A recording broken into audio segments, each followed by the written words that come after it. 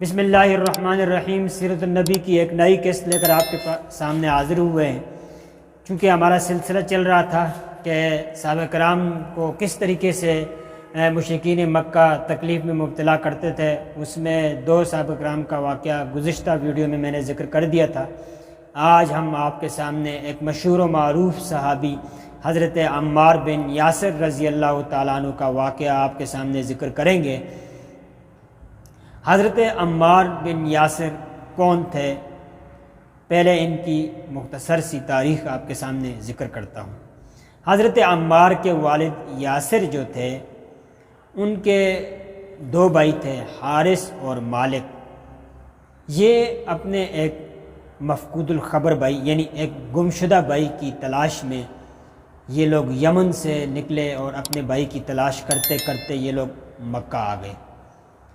مکہ میں بھی ان کو ان کا بھائی نہیں ملا، تو یہ جو یاسر تھے، یاسر نے مکہ ہی میں رہائش اختیار کی۔ حارث اور مالک جو تھے وہ مکہ سے یمن چلے گئے۔ یہاں پر یاسر جو تھا، اس نے ابو حذیفہ مخزومی نامی جو شخص تھا اس کے ساتھ حلیفانہ تعلقات پیدا کر دیے اور اس کے ساتھ رہنے لگ گیا۔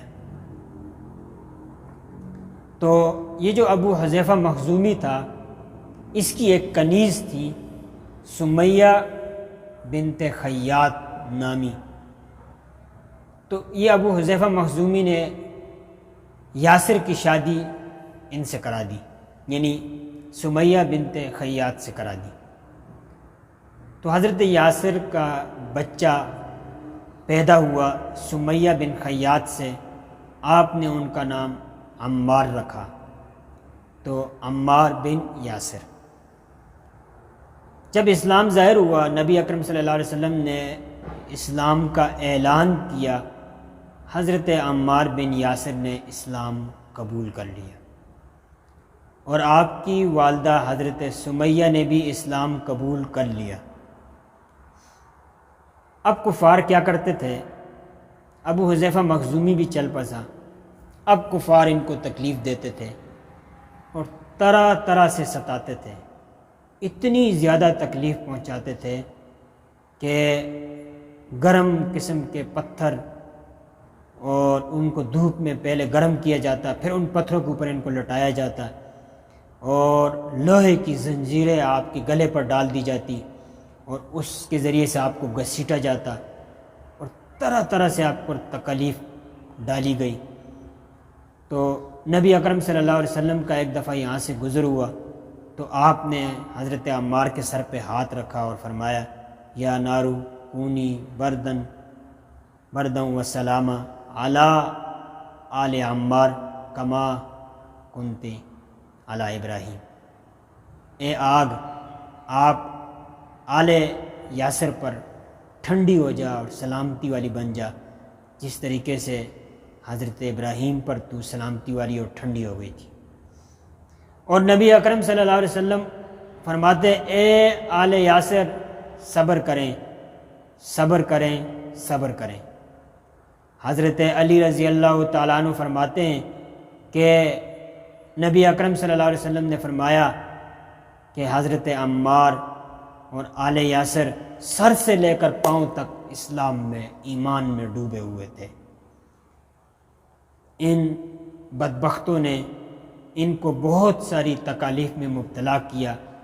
ابو جہل نے حضرت عمار کی والدہ حضرت سمیہ کی شرمگاہ پر ایک تیر مارا، جس سے وہ شہید ہو گئی، اور یہ اسلام کی پہلی شہادت تھی، یعنی اسلام میں حضرت سمیہ رضی اللہ تعالی عنہا پہلی شہیدہ ہیں، اور یہ اسلام میں سب سے پہلے شہید ہوئی تھی۔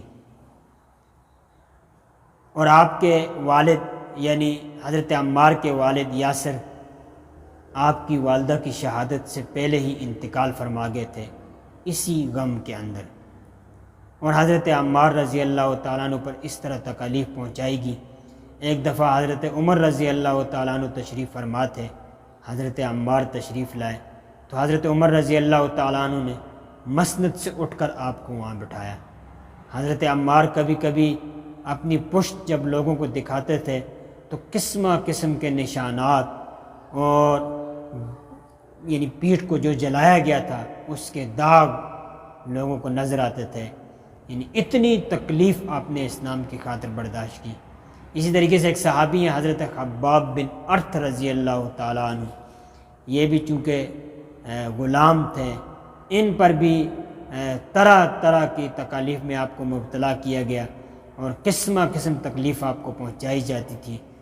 تو چونکہ آپ لوگوں کی پشت پر کوئی نہیں ہوتا تھا، غلام تھے، تو مشرکین بالکل آزاد تھے اور طرح طرح کی تکلیف آپ کو پہنچائی جاتی تھی، اور مسلمان اس کے بدلے میں صرف اور صرف صبر کرتے تھے، اور صبر کے دامن تھامے رکھنے کا مسلمانوں کا حکم بھی یہی تھا۔ اس لیے مسلمانوں نے خوب جم کر آپ نے صبر کیا۔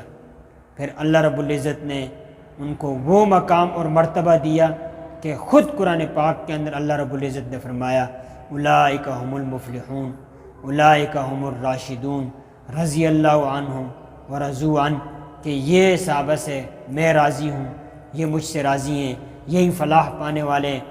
پتہ نہیں کتنے القابات کے ساتھ اللہ رب العزت نے پھر صحابہ کو وہ اعزاز دیا کہ رہتی دنیا تک اور دنیا کے ختم ہو جانے کے بعد میدان محشر میں، اور اسی طریقے سے انہی حضرات کو اللہ رب العزت نے جنت کا سردار بنایا ہے، اور اسلام کو ہم تک پہنچانے میں صحابہ کرام نے ایک پل کی حیثیت اختیار کر کے اس سختی اور تکالیف اور مشقتوں کو برداشت کرنے کے بعد مجھ تک اور آپ تک اسلام جیسی عظیم نعمت کو پہنچایا ہے۔ یہی وجہ ہے کہ اب جو صحابہ کرام کے بارے میں ہرزہ سرائی کرے گا، ان کی توہین کرے گا، تو وہ اپنے اسلام کی خیر منائے۔ اللہ تعالی ہمیں صحابہ کرام کی زندگی کو پڑھنے، سننے اور اس پر عمل کرنے کی توفیق عطا فرمائے۔ ملتے ہیں بہت جلد ایک نئی قسط لے کر۔